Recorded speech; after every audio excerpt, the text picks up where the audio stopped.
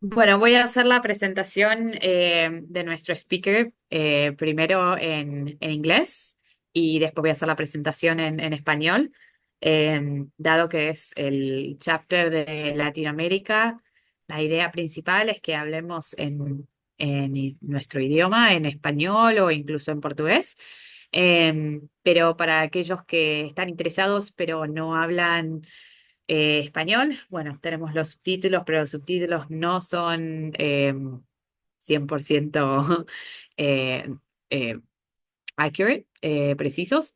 Así que voy a hacer la presentación primero en inglés y después en castellano y le voy a dar lugar a nuestro speaker, Manuel Colomé, para que avance con su presentación.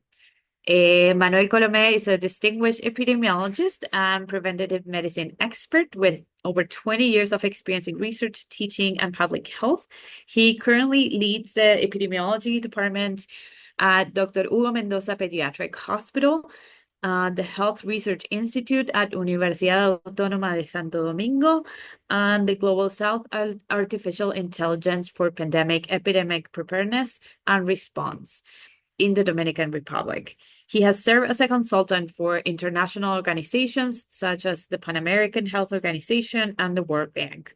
His research focuses on equity in childhood vaccination coverage and vaccine confidence, especially in Latin America and the Caribbean.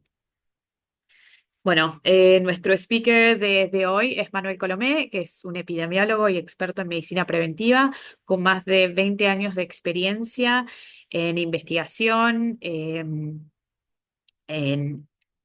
teaching in public health y actualmente lidera el Departamento de Epidemiología en el Hospital Pediátrico Dr. Hugo Mendoza, el Instituto de Investigación de Salud de la Universidad Autónoma de Santo Domingo y el the Global South Artificial Intelligence and Pandemic Preparedness and Response, que es una unidad de investigación en la República Dominicana. Ha servido de consultor para diferentes organizaciones como la Organización Panamericana de la Salud y el Banco Mundial, y su investigación se centra en la equidad, en la vacunación en niños, principalmente en la cobertura de vacunación y la confianza en la vacunación, especialmente en Latinoamérica y el Caribe. Así que con esa presentación le doy lugar a Manuel. Muchas gracias por sumarse a esta serie de webinars. Y bueno, todos. Hola, muchas gracias por la invitación. Para mí es un placer compartir con ustedes. Y a continuación vamos a hablar sobre lo que es la epidemiología y la estacionalidad del virus respiratorio sincitial en República Dominicana, un análisis del 2003 al 2023. Em, como sabemos, el virus respiratorio sincitial es la principal causa de infecciones en niños menores de 5 años. Entonces, esta es una enfermedad que su aspecto clínico abarca desde una infección subclínica hasta una infección severa. Entonces, esta letalidad puede ser incrementada debido a las comorbilidades, debido también a ciertas condiciones como el bajo peso al nacer, la prematuridad, etcétera, en el caso de pediatría. Ya en el caso de los adultos, las personas que son diabéticos, hipertensos, cardiópatas, etcétera. Entonces, eh, es importante porque en las edades extremas de la vida, como todos sabemos, tanto los niños como los adultos o mayores son los más susceptibles a enfermar. En los niños porque el sistema inmunitario está todavía inmaduro y en los adultos mayores porque el sistema inmunológico está ya desgastado. Entonces, eh, aquí tenemos algunos datos interesantes. El 70% de los infantes adquieren una infección por el virus respiratorio sincitial en al menos durante el primer año de vida. Normalmente esta enfermedad es una causa importante de hospitalización. Se estima que Un niño puede tener normalmente de 1 a 6 episodios, hasta 6 episodios de infección respiratoria aguda durante el primer año de vida.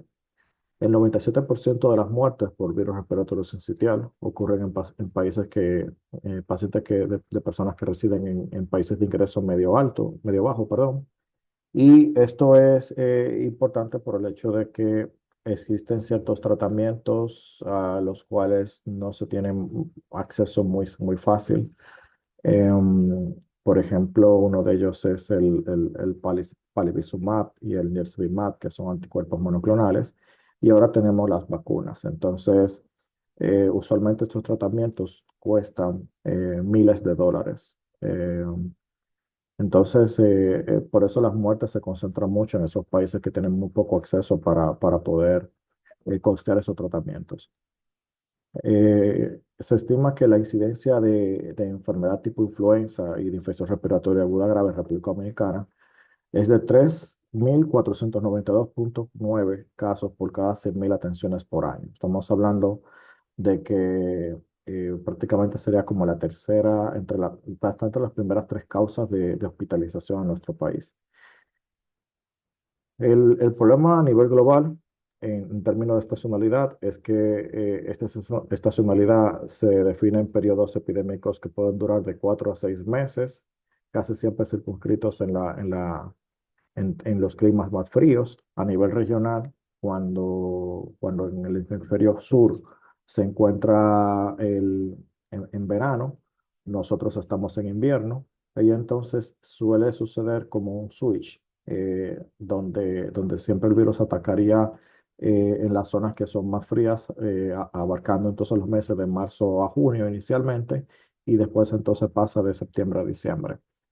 En República Dominicana hasta el momento tenemos cierta evidencia, pero es muy limitada sobre este tipo de virus en torno a medir la estacionalidad. Se hizo, dentro de los estudios que podemos comentar, está el estudio del doctor Mena, donde ellos midieron la estacionalidad, pero fueron utilizando muestras, casos positivos, con mini panel respiratorio, exclusivamente en el centro de salud en los cuales ellos se desempeñan laboralmente. Entonces, eh, la limitación es que no necesariamente eso representa el comportamiento a nivel nacional. Otro de los estudios fue uno que también nosotros llegamos a publicar, donde habíamos examinado esta situación y se describía que en agosto era también uno de los meses donde podíamos tener ciertos brotes. Eh, Otros estudios también apuntan a que debido a la pandemia de COVID-19 hubo lo que se conoce como el débito inmunológico, y ese débito inmunológico provocó vamos a decirlo así, alteró lo que es la dinámica de transmisión del virus respiratorio sincitial en el mundo, y eso lo podemos observar no solamente con el sincitial, sino que debido a las medidas de intervenciones no farmacológicas para controlar la COVID-19, como la implementación de las mascarillas, por ejemplo, el distanciamiento social, la higiene de manos, etcétera. Esas medidas provocaron que muchos de los virus, su incidencia disminuyera durante el 2020-2021. Y entonces, el virus que más se reportaba, se notificaba, era COVID-19. También esto es porque nosotros hemos enfocado mucho los esfuerzos de vigilancia durante la pandemia por la emergencia sanitaria que hubo.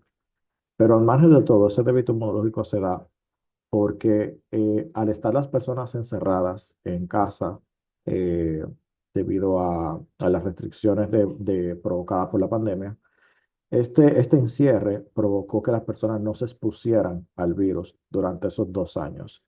Entonces, al no exponerse durante el virus y estar en casa encerrado con la mascarilla y con las medidas impuestas, entonces se crea ese débito inmunológico, porque las personas están susceptibles por la falta de exposición, no desarrollan esa inmunidad. Entonces, esa es una de las teorías que circulan en torno a cómo ha impactado la pandemia de COVID-19 a lo que es la dinámica o el comportamiento de no solamente el virus respiratorio sincitial, sincitial, sino también de otros virus. Entonces, a raíz de eso es que nosotros vemos la necesidad de utilizando los datos de la vigilancia epidemiológica de nuestro país, estudiar lo que es el comportamiento del virus respiratorio sincitial en términos de estacionalidad y de epidemiología. Este es el objetivo de nuestro estudio, que es determinar el comportamiento y la estacionalidad durante el periodo 2013-2023.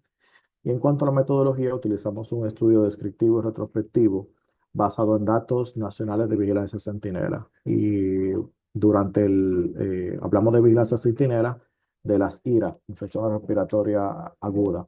Esas IRA, IRAG y la ETI. La ETI es la enfermedad tipo influenza y la IRAG, infección respiratoria aguda grave. Entonces, sucede que la vigilancia centinela, para que podamos tener un poco de contexto, es una vigilancia que se utiliza en centros de salud seleccionados de nuestro país. No es una vigilancia que es amplia. Significa que solamente esos centros que están seleccionados para eso son los que tienen la posibilidad o la responsabilidad, mejor dicho, de tomar las muestras para todo aquello paciente que cumpla definición de caso y enviarla al laboratorio nacional. Hablamos de definición de caso para la vigilancia. La definición de caso sería la siguiente. Sería todo paciente que tenga una fiebre menor, fiebre más fecha de inicio de síntomas menor de 10 días, más dificultad respiratoria y necesidad de hospitalización, sería clasificado como IRAG. Bien. Lo que define la ETI de la IRAG es la necesidad de hospitalización. Si no necesita hospitalización, sería una ETI, una enfermedad tipo influenza, pero si la necesitara, sería una IRAG. Entonces, entender esto es importante porque al ser una enfermedad que tiene un espectro clínico, como les comenté al inicio, como un espectro variable, esto puede influir en lo que es la dinámica a la hora de poder estudiar la prevalencia de la enfermedad. Esto puede básicamente infraestimar, porque solamente vamos a captar los casos que van al hospital. Entonces, esos casos de esos 3 o 4 hospitales, en nuestro estudio básicamente tuvimos 8 centros de salud que fueron los que reportaban casos de ETI y de IRAG a nivel nacional. Una vez un paciente cumple con esos criterios de definición de caso, entonces se toma una muestra. Eso se conoce como un caso probable. Entonces, ese caso probable se le toma una muestra y se envía al Laboratorio Nacional de Salud Pública, doctor de Filló. Esa muestra se confirma solamente a través de pruebas de biología molecular, como la reacción en cadena de polimerasa en tiempo real. Existen otras formas de poder confirmar el virus, que son los Quick PCR o qPCR, o mejor conocido como mini paneles, que detectan influenza A, B, virus respiratorio sincitial y COVID-19. Y también el tema con esto es que estos paneles tienen cierta, vamos a decirlo así, sensibilidad y especificidad y no necesariamente obedece a los criterios establecidos para la vigilancia epidemiológica en nuestro país. La vigilancia en nuestro país es algo centralizado, significa que los centros de salud, aunque tengan una muestra positiva por el método que sea, lo que vale es lo que establezca el Laboratorio Nacional. Entonces, esos datos nosotros lo pedimos acceso al Ministerio de Salud Pública y nos lo facilitaron. Tenemos datos de toda una década prácticamente y realizamos un análisis de series temporales con la finalidad de identificar patrones recurrentes y ver cuáles son las tendencias en términos de incidencia de la enfermedad a largo plazo. Bien, entonces, nosotros determinamos lo que son los periodos de mayor incidencia del virus, que es lo que vamos a mostrarles en breve, y utilizamos el método epidemiológico móvil para determinar qué son las características de la estacionalidad, incluyendo cuándo inicia, cuál es el pico y cuándo termina y cuánto dura una temporada de virus respiratorio sincitial. Y esa determinación es importante porque conociendo esos resultados, nosotros podemos establecer exactamente en qué momento se necesitaría implementar una campaña de inmunización contra este virus. En cuanto al análisis estadístico, utilizamos el ANOVA para diferenciar entre grupos etarios, porque hicimos comparaciones entre grupos a nivel sociodemográfico para ver si había diferencia entre uno y otro. Y utilizamos la prueba de Kruskal-Wallis para evaluar diferencias en lo que es la tasa de incidencia y la duración de cada epidemia a través del tiempo. Bien, utilizamos un nivel de significancia de un valor de P menor de 0,05 para establecer la significancia estadística. En cuanto al método epidémico móvil, tenemos entonces lo que son los umbrales. Llamamos un umbral preepidémico, lo consideramos cuando se encontraba en el percentil 5 de los casos semanales, y un umbral posepidémico cuando se encontraba en el percentil 95 de los casos semanales usualmente reportados. Aplicamos una media móvil de 3 semanas para suavizar lo que son las fluctuaciones de casos semanales entre una temporada y otra, y analizamos entonces establecimos lo que es el inicio y la finalización de un periodo epidémico. El inicio sería el primer punto, como vemos acá, en que los casos excedían el umbral preepidémico por al menos 3 semanas consecutivas. Y el final del periodo epidémico sería cuando los casos caen por debajo del umbral del periodo posepidémico. También tenemos entonces el periodo del pico epidémico, que será la diferencia entre el inicio y la final de la temporada. En cuanto a los resultados, podemos observar acá que si vemos esta distribución por grupo etario, eh, esto coincide mucho con la literatura. Prácticamente más del 60% de los casos que observamos en nuestro país se vieron en niños que son menores de 2 años. Estamos hablando de que de cara a nosotros poder realmente, vamos a decirlo así, implementar algún tipo de medida, tendría que enfocarse específicamente en esos grupos. Bien, entre 2 años, 2 años y medio. Hemos visto también que aquí le quiero aprovechar para comentarle, la muestra fue 390 finalmente, y es una muestra que es limitada por lo que le comentaba anteriormente, que solamente representan 8 centros de salud, que son los que reportan los datos, y que lo que es la vigilancia centinela, que es una vigilancia centralizada. Los menos afectados, se observa que a medida que se incrementa la edad, disminuye la incidencia del virus en los grupos etarios, pero hay un dato muy interesante y bastante curioso que cuando nosotros calculamos lo que es la razón de femenino masculino. Si observamos acá, es un virus que prácticamente predomina más en hombres que en mujeres, o sea, la razón fue de 1,7 hombres por cada mujer. Pero entonces, cuando vemos que a medida que se incrementa la edad, de 0 en el grupo que son mayores de 18 años, estamos hablando de los adultos, la incidencia entonces, la relación cambia, perdón, y observamos que entonces esa relación se invierte. Así que la relación de hombre-mujer, fenómeno masculino, perdón, es mucho mayor ya en las mujeres que en los hombres. Estamos hablando que pasamos de un patrón que es eminentemente predictivo para para el sexo masculino a algo en la mujer. ¿Y eso qué nos puede orientar? A que quizá podamos ver algunos tipos de hábitos, conductas de riesgo o alguna que otra situación inmunológica que pueda hacer a las mujeres más susceptibles a partir de cierta edad. Y vemos acá, en términos de la tasa de incidencia, fue mucho mayor en aquellos menores de 6 meses. Así que si quisiéramos implementar algún tipo de medida de prevención y control, pudiera enfocarse en edades tempranas, en aquellos niños menores de 3 años, y si quisiéramos priorizarlo un poco más, lo haríamos en aquellos que son menores de 6 meses, donde la incidencia es mucho mayor. Cuando vemos la distribución por género, por grupo de edad, vemos que eh, esto fue prácticamente una tendencia, que los hombres eran los más afectados, pero como le comentaba, ya los mayores de 18 años, la relación fue diferente en las mujeres donde el sexo entonces cambió. Eh, no les comenté que el rango de edad fue de 0 prácticamente a 87 años. Entonces, pero la mayoría de los casos se tomaron afectaron a los pacientes que son pediátricos. Si vemos acá el tema de la descomposición de la serie temporal en casos observados, tendencia, estacionalidad residuales del virus en nuestro país, es interesante comentarles un poco sobre estos hitos clave. Por ejemplo, fíjense que al inicio de la de la serie se observa que el virus ha tenido un comportamiento muy activo en nuestro país.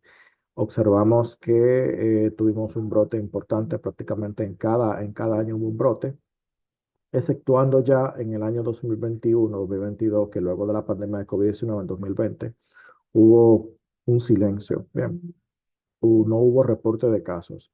Esto puede ser explicado por lo que le comentaba, de que todos los esfuerzos en términos de vigilancia epidemiológica se enfocaron en COVID-19. Entonces, probablemente, si se tomaron muestras para virus respiratorio sincitial, se procesaron los recursos se utilizaron para COVID-19, se decidió priorizar COVID-19, lo cual es una situación que no escapa de la realidad en otros países, pero también está lo que le comentaba.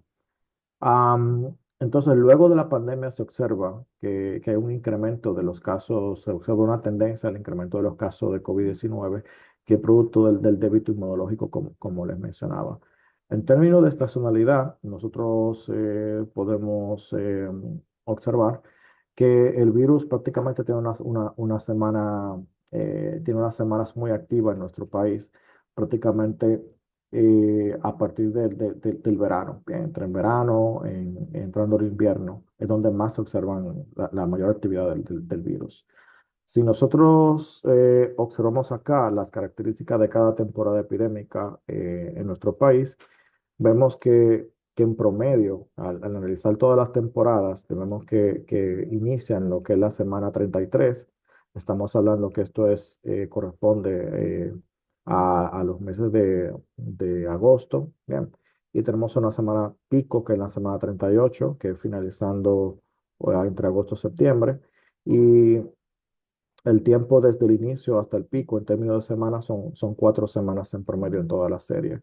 La semana de finalización son 28 semanas. Estamos hablando de que el virus mantiene una transmisión sostenida semana tras semana. Significa que esa epidemia que vemos que puede comenzar en agosto o septiembre se continúa hasta el año siguiente. Bien. Entonces, la tasa de incidencia, así en promedio, fue 0,93 y un total de casos que vemos fue de 390. Les comento algo interesante, y es que nosotros, como hemos visto acá, las temporadas que hemos tenido mayor actividad del virus y por tanto donde también se han tomado mayor cantidad de muestras, la incidencia ha sido más alta, ha sido entre la temporada 2014-2015, la temporada 19 y 20. Pero ya luego que viene la pandemia, la situación se reduce bastante. Pero fíjense que el 2023, ya post pandemia, se incrementa entonces la tasa de incidencia. Pero también observen cómo también se va incrementando lo que es el número de muestras. Estos datos solamente están hasta la segunda mitad del 2023, de manera de que si pudiéramos ver un poco, ahora finalizando el año, cómo pudiera ser la temporada, vamos a decirlo así, en términos concretos, si sumamos los casos del 2024, porque recuerden que la epidemia se continúa, es posible que se duplique la cifra con relación a años anteriores. Bien. Lo cual es un tanto preocupante, porque es una enfermedad que causa mucha morbilidad y mortalidad. Además de que es una enfermedad que, si bien es cierto existe tratamiento, nuestro país todavía no la tiene. Entonces, algunas conclusiones o consideraciones finales que podemos comentarles es que este estudio evidencia lo que es una alta incidencia del virus en lactantes. Hablamos de lactantes en niños menores de 2 años. Eso tiene una alta incidencia. Existe lo que es una disminución de la incidencia a medida que se incrementa el número, la edad, o sea, que se incrementa la exposición. Sin embargo, existe también una situación con el tema de género, que es que a medida que pasan los años, tiende a afectar más a las mujeres que a los hombres. Entonces, tenemos un patrón estacional constante. Como le comentaba, tenemos picos de actividad entre julio y octubre, pero estos picos vienen dados por esto que le decía, que se continúa, inicia en un periodo de un año y termina prácticamente en el del otro. Entonces, la media es septiembre, pero fíjense que esto lo podemos ver entre agosto y septiembre por el hecho de que hemos tenido una transmisión muy continua en esos meses. Esto entonces resalta la necesidad de que, si yo quisiera implementar algún tipo de estrategia de prevención y control, por ejemplo, aplicar las vacunas, yo la pudiera aplicar antes de la temporada de verano, o sea, antes que empiece la transmisión del virus. Probablemente la comenzara en, en mayo o abril. Bien. Entonces, esto tendría que ser dirigido específicamente a esta población vulnerable, que los vulnerables serían aquellos niños menores de 2 años que tengan cierta comorbilidad. Y como le comentaba, si quisiera priorizarlo más, me enfocaría mucho en los niños de 6 meses. Las semanas de finalización varían entre noviembre y abril de cada año, entonces ahí es que se empieza, tenemos como un descanso del virus de algunos 3 o 4 meses, pero luego vuelve y se reactiva. Entonces la duración aproximada en meses es que el virus es altamente endémico en nuestro país porque tiene aparece, se encuentra permanente prácticamente en el 75% de los meses del año.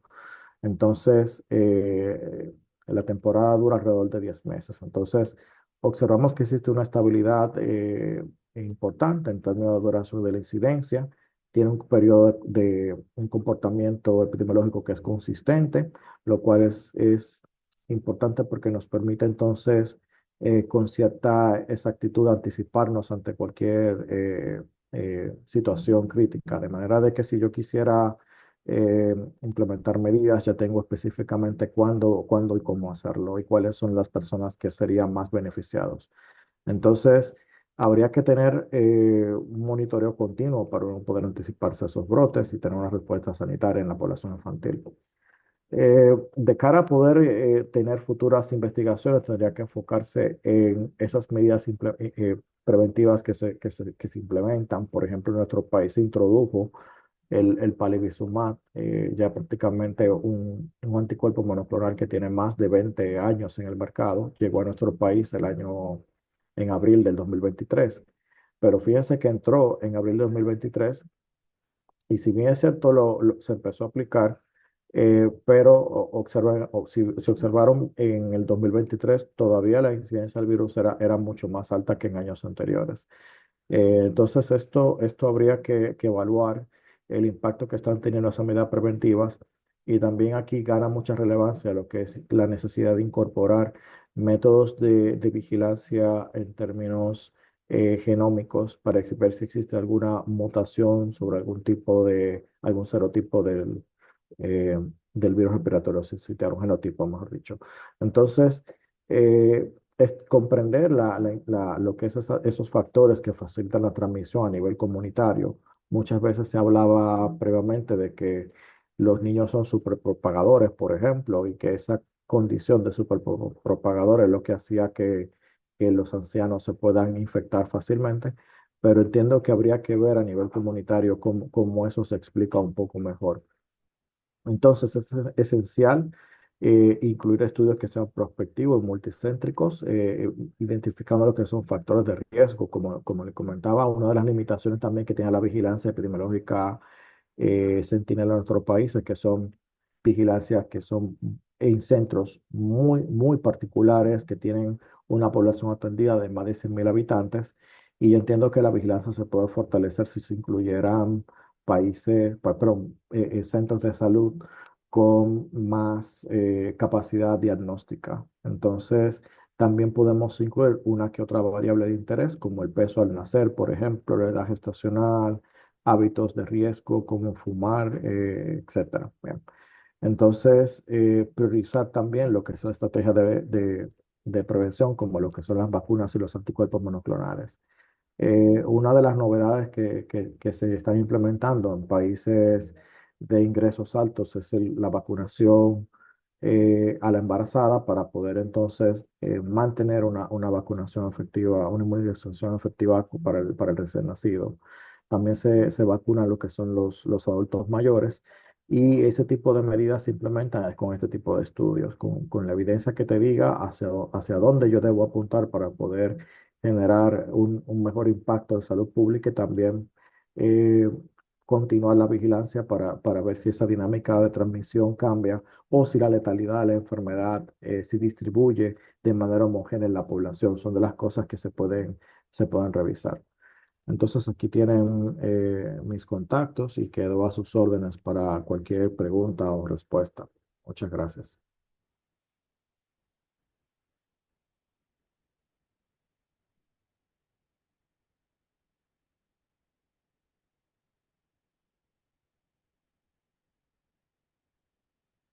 Muchas gracias, Manuel. Súper interesante. Estoy viendo a ver si hay preguntas en el chat. Em, the Q&A. So if you have, for those that are not native speakers in Spanish, you can still post your questions in English and I'll read them in both languages to our speaker. If you want to post it directly in Spanish, that's totally fine. Si hay alguno que quiere hacer alguna pregunta, puede poner su pregunta en el Q&A box y yo se la leeré a nuestro speaker.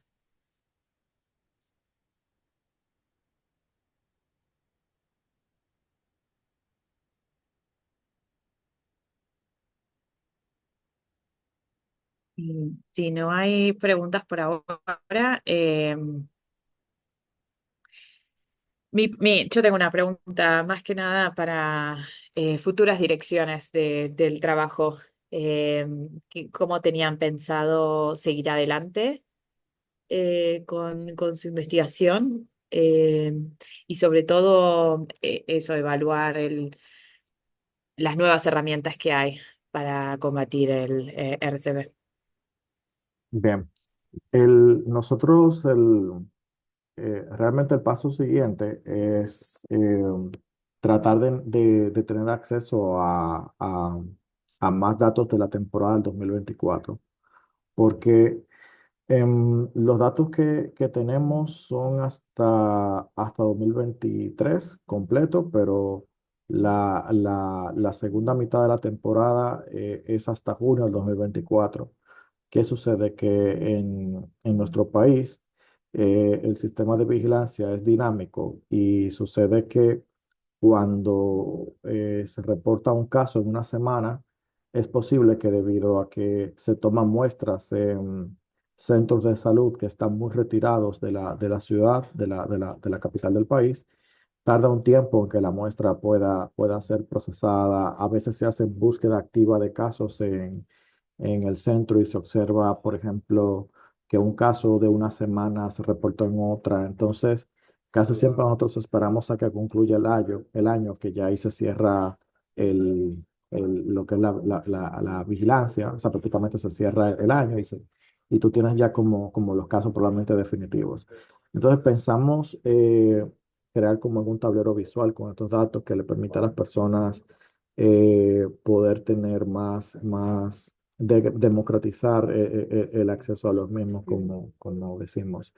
Pensamos también en términos un poco más prácticos, evaluar realmente, pero ya esto sería un estudio ecológico, no necesariamente tiene su limitación de la falacia ecológica, de ver lo que es cómo es la cobertura de la aplicación del palivizumab y ver cómo se correlaciona con la tasa de incidencia del virus a nivel nacional, a ver si hay algún tipo de posible correlación entre una y otra. Obviamente sabiendo que existe esa limitación a nivel del diseño del estudio, pero vamos a decirlo así, mucho futuro en nuestro país.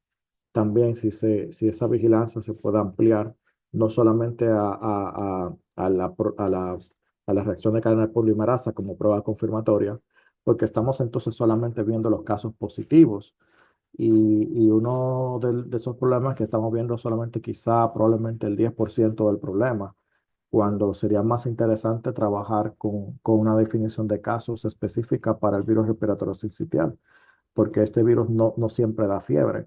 Entonces, cuando lo encasillamos con la definición de caso común, que es la de IRAG, ahí puede entrar todo, puede entrar un parvovirus, puede entrar una influenza A, B, puede entrar una metamenomovirus, cualquier cosa. Entonces, creo que pudiéramos sugerir también lo que es para fines de mejorar la vigilancia, alguna definición de caso más específica para el tema de virus respiratorio sincitial y ver también cómo se puede incorporar la vigilancia genómica.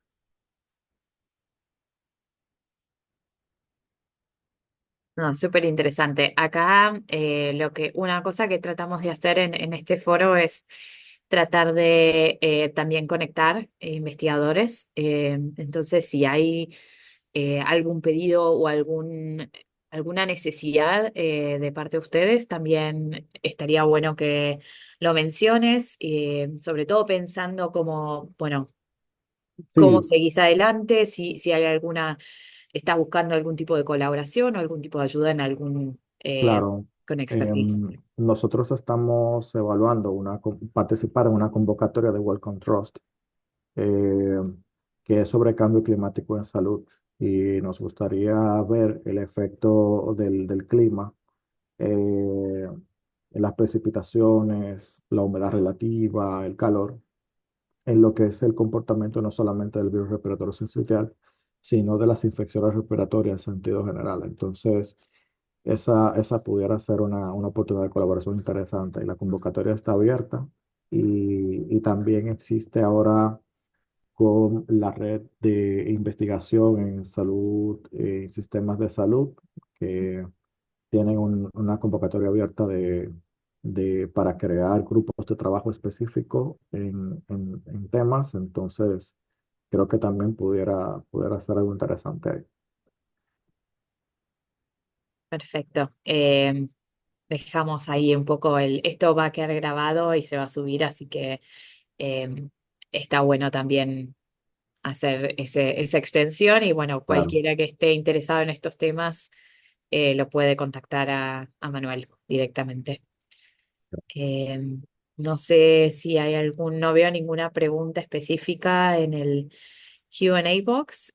No sé si Guido, vos tenés algo más para comentar. Muchas gracias, Manuel.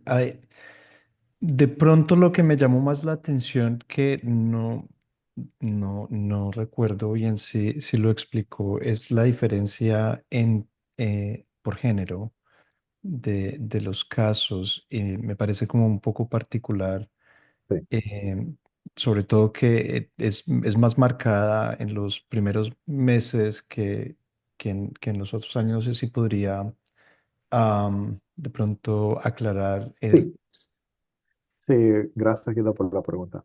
Mira, sabes que se observa que antes de los 18 años es más frecuente en los niños que en las niñas, o sea, en sexo masculino que en el femenino. Y a partir de la edad de los 18 años, la incidencia es más marcada en las mujeres, o sea, en los adultos, en la mujer que en el hombre. En nuestro país hay una situación que es muy particular y es que en República Dominicana las mujeres van más al doctor, porque tienen una mejor, vamos a decirlo así, cultura de percepción de la seguridad de su salud, son muy empoderadas en términos de protección. Es un tema como un poco social que abre una línea de investigación que puede ser muy interesante, que tiene que ver con cómo las personas autoperciben su estado de salud.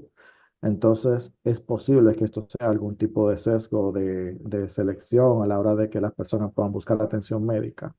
Te lo digo porque cuando yo estaba ejerciendo en la medicina rural, recuerdo que los pocos hombres que vi eran personas que estaban crónicamente enfermos y personas que ya estaban en una etapa en la cual no aguantaban más. Sin embargo, la mujer tiene como esta cultura de cuidarse más y eso puede explicar esa parte.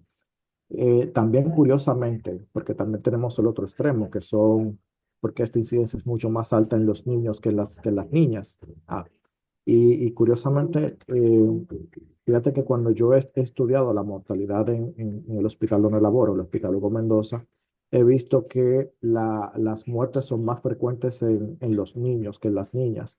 Por cada niña se mueren 6 niños.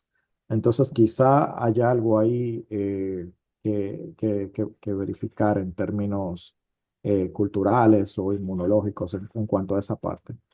Pero sí, es un dato bastante curioso, llama mucho la atención. Mm, Sí, sí, gracias por la explicación. Sí, porque es interesante cómo cambia la tendencia después de los 18 años.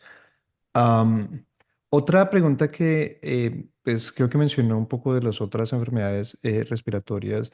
No sé cómo se compara la estacionalidad